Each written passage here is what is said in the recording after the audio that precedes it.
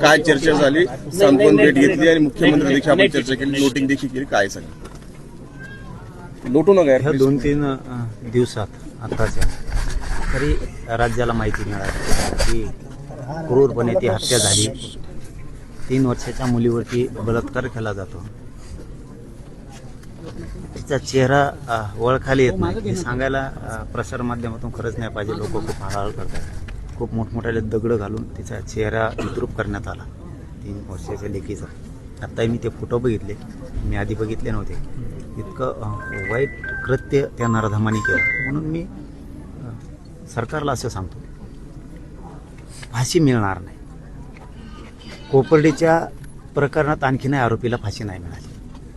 जर खरंच त्या 3 वर्षाच्या लेकीला तुम्ही लाडकी लेक म्हणता, लाडकी बहीण म्हणता, तर मुख्यमंत्र्यांनी आणि दोन्ही उपमुख्यमंत्र्यांनी खरंच लाडकी लेक वाचवायची असत तर फाशी होईल का नाही ही शंका आहे. त्यापेक्षा एन्काउंटर करून टाका. एकदम करेक्ट. तुम्ही एन्काउंटर करून टाका. हे चार्जशीट काय लवकर येणार नाही. हे साक्ष पुरावे काय लवकर सापडणार नाहीत. पळवाटा कायद्यातल्या खोप शोधल्या जाणार.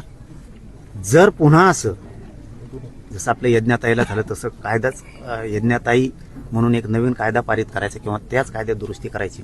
2 महिन्याच्या आत चार्जशीट दाखल करून बाललैंगिक अत्याचाराचा जो कोर्ट आहे, जो अधिनियम आहे, त्या अंतर्गत ही केस चालवायची.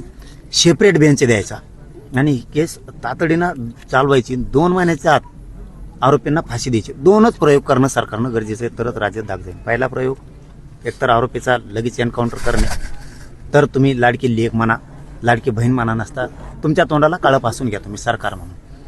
नसता दुसरं 2 महिन्याच्या आत केस संपवायचे म्हणजे संपवायचे. आणि जर तुम्ही हे नाही 2 महिन्यात संपवायचे आणि फाशी द्यायची, तरच धाक बसत, दरारा निर्माण होईल आणि असे कृत्य मुलींवरती, लेकी बाळींवरती पुन्हा होणार नाही. आणि तुम्ही असं नाही केलं तर पूर्ण राज्यात आम्ही आंदोलन सुरू करणार.